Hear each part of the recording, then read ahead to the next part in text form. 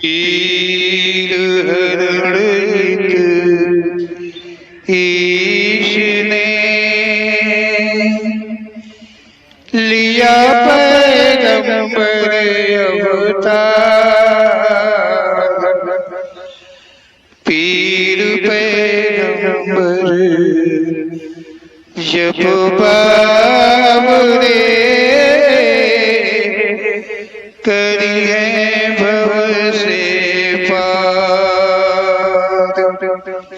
पीर पीर सब ने कहा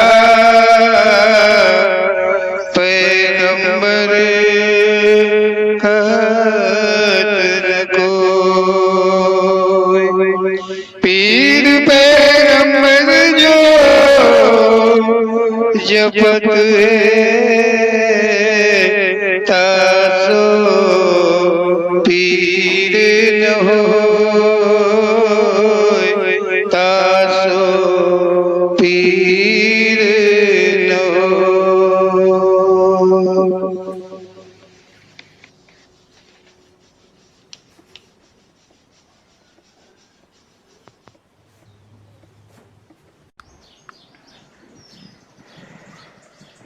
हाँ,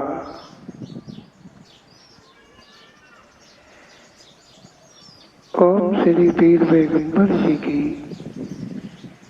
प्रेरणा द्वारा दिए शब्दों का अध्ययन करना हम सभी के लिए हितकर है।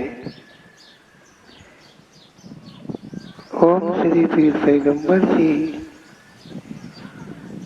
सत्य का इजहार करते हैं और हम सबको चाहिए कि उनके कथन का मनन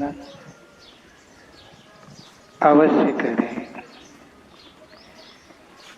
ओम श्री पीर पैगंबर जी ने कहा संपूर्ण संसार का रचनाकार,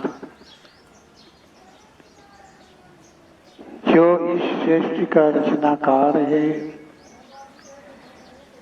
वो कभी भी मानव का रूप नहीं लेता है। कभी भी किसी हाल में वो मानव का रूप नहीं लेता है।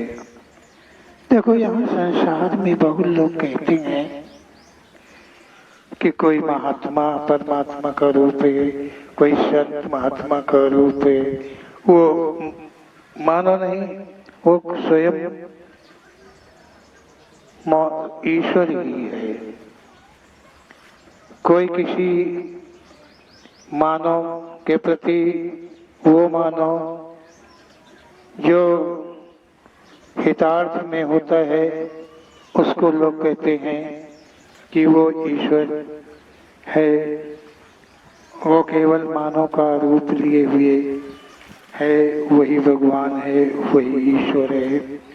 और जो ज्यादा बात कर लेता है, जो नाना प्रकार के चमत्कार कर लेता है, जो लोगों को भ्रमित कर देता है, जो अपने कटु जाल में फंसा लेता है, ऐसे लोगों को लोग यहाँ कहते हैं कि वो मानव नहीं है, वही ईश्वर है। इस प्रकार से वेदों को, पुराणों को, ग्रंथों को, सबको मानव ने कहा है कि वो ईश्वर परमात्मा के द्वारा लिखे गए हैं, उन्होंने ही अपने हाथों से लिखा है। मानव कुछ ज्यादा कर लेता है, अधिक का कर लेता है, कैसा भी कर्म कर लेता है, तो यहाँ के मानव जो हैं उसे ईश्वर की उपाधि दे दिया करते हैं। ऐसा ओम श्री पीर पैगंबर जी का कथन है। तो कहा है कि संपूर्ण संसार का जो रचनाकार है वो मानव का रूप कभी भी नहीं लेता है, और यही इतना सत्य है। इतना ही सत्य है, ना कभी वो साधु बनता है, ना महात्मा बनता है, ना पंडित ज्ञानी कुछ भी नहीं बनता है, ना मित्र बनता है, ना शत्रु बनता है। वो यदि सच मानो तो परमात्मा यदि मानव के रूप को मतलब मानव के शरीर को धारण कर ले, मानव शरीर में अपना प्रवेश ले ले, तो ऐसे कटु संसार में तुरंत ही क्षणिक देर नहीं लगेगी, वो कर्म के बंधन हो जाएगा। और जैसे कर्म के बंधन हो जाएगा, वो इहलोक से कोई परलोक नहीं से पहुंच पाएगा। यहाँ इतनी कालिमा है कि शरीर धारण करते ही, शरीर को उत्पन्न होते ही कालिक से पुछ जाता है, मतलब गुण अवगुण में सम जाता है। तो इस प्रकार से फिर जो परमात्मा होता है, सोचो उसे अच्छे भले बुरे से क्या मतलब है। मानव कर्म करता है, जो करता है वो अपने लिए करता है, किसी गैरों के लिए नहीं करता है। तो भगवान का उसमें क्या हिस्सा लगता है कि वो किसी को समझाए जा करके, किसी को उबार ले जा करके, और किसी को डुबो दे जा करके, अर्थात किसी का संहार करते जा करके। ऐसा भी भगवान कहीं होता है, ऐसा कहीं पर परमात्मा होता है, ये सच नहीं है। ऐसा अगर ग्रंथों में, पुराणों में कहीं भी लिखा गया है तो वो झूठ लिखा गया है, गलत लिखा गया है। केवल कम समझदार लोग, जो छोटे वर्ग के लोग हैं, उनको भय आतुर करने के लिए ऐसे शब्दों का प्रयोग ग्रंथों में डाला गया है। हाँ, तो कहा गया है कि भगवान जो है, यदि पृथ्वी लोक में, पृथ्वी लोक ही क्यों, किसी लोक में यदि वो मानव का रूप धारण कर लेता है तो वो कर्म बंधन से बंध जाएगा। ऐसा ओम श्री पीर पैगंबर जी ने कहा है, और यही सच भी है। जो उस शक्ति का अर्थात ईश्वर शक्ति का, उस भगवान शक्ति का ही बनाया हुआ ऐसा संविधान है। सच मानो तो जो पीर पैगंबर जी ने कहा है कि ईश्वर के द्वारा जो उत्पत्ति अलिंग श्रेष्ठ की हुई है, उसमें से केवल जो आत्मा है, जो जीव आत्मा है, वो मात्र मानव शरीर को धारण करती है। अतिरिक्त में जितनी भी अलिंग सृष्टि है, वो कदाचित कभी भी मानव रूप को नहीं धारण करती है, मानव रूप में नहीं आती है, मानव शरीर में नहीं आती है। यदि वो मानव शरीर में आ जाए तो वो भी कर्म के बंधित हो जाएगी। इसलिए अलिंग श्रेष्ठ जो है, वो कभी भी किसी भी हालत में भी मानव के रूप को नहीं धारण करती है, मानव के रूप को नहीं लेती है।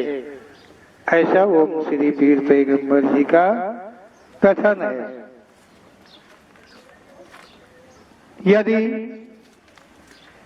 ईश्वर हो या उसकी अलिंग सृष्टि का कोई भी अंश हो, वो कोई रक्षा को लेकर के, कोई परोपकार को लेकर के,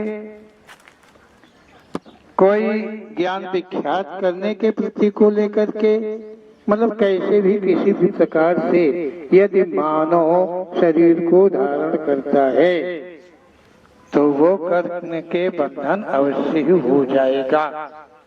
ऐसा ओम श्री पीर पैगंबर जी का कथन है। अब इस बात से आप लोग समझ रहे होंगे कि ग्रंथ कहाँ तक सत्य कहते हैं।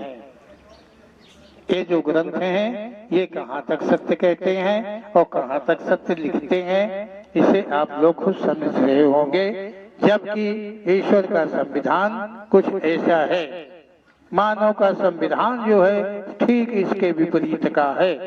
ये मानव का संविधान है, ये मानव के द्वारा रचा गया है। और जो ईश्वर का संविधान है वो सत्य है, उज्ज्वल है, श्रेष्ठ है, उसमें कोई भी दाग नहीं है। और मानव का संविधान जितना भी रचा हुआ है उसमें कहीं भी सत्य नहीं है, संपूर्ण असत्य है, असत्य है, बार बार असत्य है। इसीलिए संसार में इतने बड़े विवाद खड़े हो जाते हैं। ऐसा ओम श्री पीर पैगंबर जी का कथन है। देखो भाई, ऐसा है कि ये सब ओम श्री पीर पैगंबर जी का कथन है। जिस बात को कभी किसी ने नहीं जाना उसे मैं कैसे कह पाऊंगा। अगर मुझे कोई दोषी ठहराए कि तुमने ऐसा लिखा, तुमने ऐसा पढ़ा, तुमने ऐसा कहा, तो ये तो भूल होगी, क्योंकि ये कुछ भी मेरा कथन, मेरी समझ नहीं है। यदि किसी मानव का ईश्वर कल्याण करते तो भी कर्म है। किसी मानव का, चाहे वो कितनी भक्ति शक्ति किए हो, और परम पिता परमेश्वर जिसे कहा गया, ईश्वर जिसे कहा गया है, अगर उसका वो कल्याण करता है तो वो कल्याण करना भी उसका कर्म होगा, उस ईश्वर शक्ति का कर्म होगा। और कर्म का प्रायश्चित करना ही पड़ता है, चाहे जीवात्मा हो और चाहे परमात्मा हो, चाहे सृष्टि का कोई भी अंश हो। तो ओम श्री पीर पैगंबर जी जो हैं वो इस प्रकार से कहते हैं, आत्मा परमात्मा का अंश होने के कारण दोनों में चुंबकीय शक्ति है। देखिए, जब कोई ईश्वर के प्रति में पीर पैगंबर जी कहते हैं कि भक्ति करता है, ईश्वर की चाहना करता है, तो भगवान जो है, परमात्मा जो है, उसका कल्याण नहीं करता है। ऐसा ओम श्री पीर पैगंबर जी कहते हैं कि उसका कल्याण कहीं भगवान नहीं करता है। ओम श्री पीर पैगंबर जी कहते हैं कि जो परमात्मा है वो एक आकर्षक बिंदु है, चुंबकीय, जैसे चुंबक में शक्ति होती है उसी प्रकार से एक शक्ति का अंश है। और उसी का एक छोटा सा नन्हा सा अंश जो आत्मा है वो है, उसमें भी चुंबकीय शक्ति है। परमात्मा में तो आत्मा में भी चुंबकीय शक्ति है। जो आत्मा है वो संसार में शरीर मतलब रूप को लेकर के शरीर में स्थान पा करके कर्म रूप की धूल से दूषित हो गया है, जिससे कि उसकी जो चुंबकीय शक्ति है वो क्षीण है। परमात्मा ऐसा नहीं है, उसके ऊपर कोई भी धूल नहीं है, उसमें आकर्षण बराबर है। लेकिन जो आत्मा है उसमें जो आकर्षण शक्ति होती है वो समाप्त है, नहीं के बराबर है। वो धूल से दूषित, धूल पाप पुण्य, पाप पुण्य, पाप के भी और पुण्य के भी, मतलब दोनों प्रकार के पाप। पाप का मतलब होता है प्रायश्चित करना, मतलब अगर सच है तो उसका भी प्रायश्चित करना पड़ेगा और अगर गलत है तो उसका भी प्रायश्चित करना पड़ेगा। इस प्रकार से धूल से वो आत्मा जो है छीन रहे और चुंबकीय शक्ति उसकी इसी प्रकार से छीन रहे।